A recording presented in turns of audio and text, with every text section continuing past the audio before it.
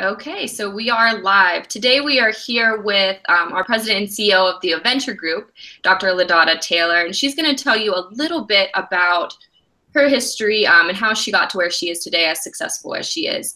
And so I'm going to turn it over to Dr. Taylor just to discuss how she became the president and CEO of the Adventure Group today. And she's going to tell us a little bit more about her background.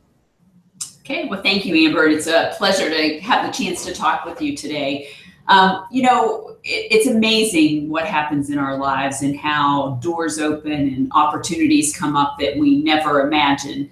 I grew up in rural West Virginia in Preston County, and I had a love of mathematics. And I wasn't the A+ student, but I really enjoyed math. And I had great math teachers, and decided that I was going to be the first generation college student in my family, and I was going to be a high school math teacher. I want to be honest, my high school math teacher said, go into elementary education, that might be better. But I really wanted to focus on high school math because I wanted to be that person that could explain those hard math topics. And so that's what I did. I got through fairly quickly, took some classes during my senior year of high school. And then I was a math teacher, and I was a teacher at Morgantown High School, and that was my dream, and that's what I thought I would do forever. And so I was excited. I was in a good place. Well, opportunities come up, like I said. Someone needed to teach computer science. I knew a little bit about computer science. I had taken some courses, so I decided that I'd be the teacher that would teach computer science. So over about a 5 or 6 year period, I ended up learning, 3 or 4 languages. I had some great students and great opportunities. And I also had the chance to work with IBM. They did a workshop and said, can you come and work for us? So I was able to do that for a while. I really enjoyed doing that kind of stuff. I liked teaching math. I liked the computer science piece. I liked that problem solving and thinking through and critical reasoning of things.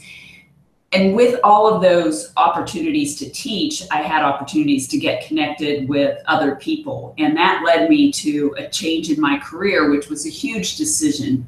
I love teaching. I love working with students, but I decided that maybe it was time for my classroom to get bigger. That all of the technology that was happening at the time, we needed to reach out to teachers across the state and also to communities. So took a huge leap of faith, made a very hard decision, and left the classroom and went to work in a nonprofit where we built educational programs for community and for teachers. And we had a couple of big grants. We did things like Phase 9 and technology opportunity centers. But the idea was that we were sharing technology and the applications of technology with lots of different people. And then 16 years ago, the opportunity became available, and there was going to be a switch at the organization I was working in, and they didn't want to focus on the K-12 pieces. So again, took another leap of faith and started the Adventure Group. And we are 16 years old and do some really cool projects. And all of our projects really focus on technology in one way or the other, but making people better, helping people grow, helping them learn new skills to be better. Perfect. And I'm so blessed to be a part of the Adventure Group, and I feel very passionate about the work that I do every day. And so it's always great to feature the person that made that possible. We could not have done it without Dr. Lydotta Taylor, but she will give all of the credit to her team and other people, but we are very blessed to have her as a leader. And I want to talk a little bit about maybe the fear of failure and why you can't let failure overcome you, especially as a young student just reaching out and starting maybe an entrepreneurial endeavor. If you wanted to talk a little bit about that, Lydotta. Sure. I think, I look back on my own path and I think, first of all, I'm not sure I had that vote of confidence from my high school math teacher, but I was determined. And I would say to you that if you are determined, even if you aren't the A+ student in a certain subject, but there is something that you're passionate about, don't let failure control you or that fear of failing control you. Focus on what you want to do, be determined, and have confidence, and pull that confidence from within. And if you don't feel like you have it within, look for mentors, look for people in your life, whether it be a teacher or a parent, an aunt or uncle or a friend that believes in you And if they believe in you, they're going to tell you and remind you, you can do this if you put your mind to it. You know, my dad was very big on telling me that if I put my mind to it, I could do it. And I'm here to tell you that through many obstacles in lots of different aspects, I was able to accomplish and do the things that I've done. I'm the one that's really very fortunate to have people like Amber working for us, because we have a very smart group of people that are creative and doing cool projects to help other people. And I think that's what drives all of us. So even starting the adventure group, you know, there was certainly a sense of fear there. I'm not an entrepreneur, I'm a math teacher. And again, believing in what you want to do, knowing that at your core, you want to help make others better, whether it's your team members or the audience that you're working with. If you help inspire and give people new skills and help make them better, that's what this is all about. And I think that's why the adventure group has been successful, because we've had great people with a real passion for helping others. So be confident. And if you start to lose that confidence, or you start to lose that positive attitude, find someone to help you get it back, because there's someone in your world that can help you do that. And don't give up on yourself. It's worth the investment and it's worth the risk. Perfect. Perfect. Yeah. And that was actually probably answered one of my questions about who is your role model. I'm sure that you would list your dad as your role model. Do you have any other maybe women that have inspired you particularly? Yeah, I would say my high school math teacher, Debbie Grimes. She taught in Preston County for many years, and she was a great teacher, a great motivator, and she believed in her students. And she was very inspirational to me during my high school career. And, you know, I think I really wanted to grow up and be like her. I wanted to be that math teacher that could explain things and be that strong math teacher for high school students. So I would say that she was my other role model as far as, you know, really thinking about what I wanted to do with my life. Absolutely, absolutely. And we talked a little bit about your first job as a high school teacher, but I don't think that the audience fully understands how young you were as a high school teacher teaching high school students. If you wanted to talk a little bit about that as an obstacle that you had to kind of overcome.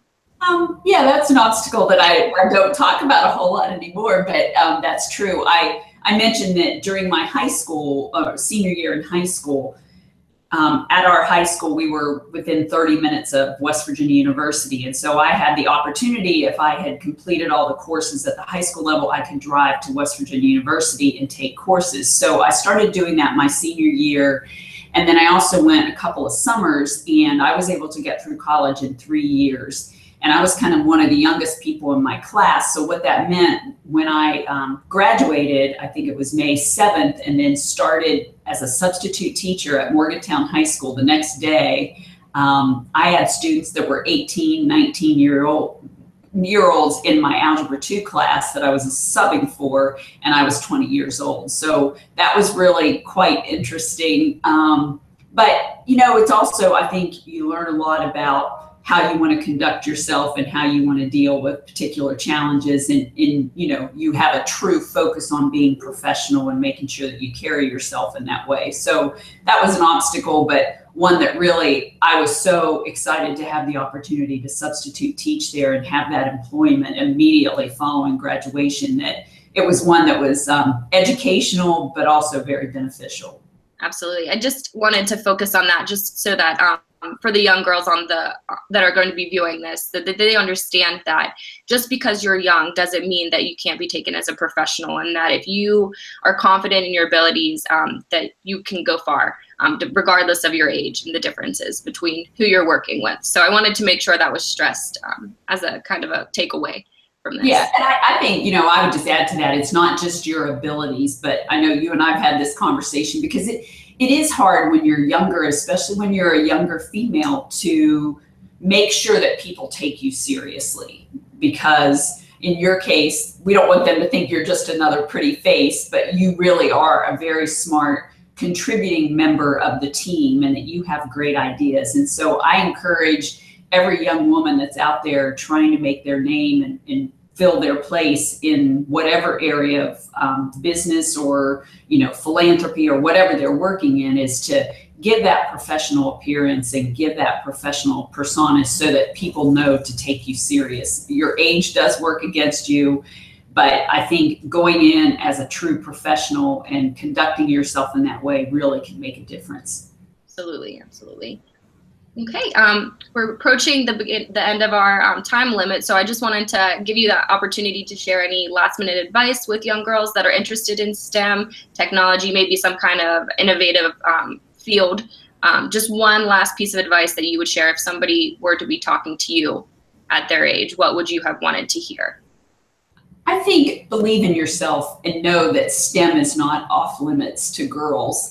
It's changing. There have been many people in the last couple of decades going before you that have said, okay, I'm okay to be the one girl in this class, or I'm okay to be 2 women out of 50 people in this particular program. The path has been paved, and I think, you know, believe in yourself, know that you can do it, and there's no reason that, you know, you can't fulfill every dream that you have and even go beyond those. Okay, well, that's powerful, and that impacted me as a young woman. So I can only imagine what it would, how it would influence young girls still in school. So thank you for your time. I look forward to continuing the webinar series with some other powerful women, but I don't know how they could even compete with your story. But we look forward to continuing Google Rise, and the Adventure Group is always happy to be part of innovative programming. So thank you. Thank you.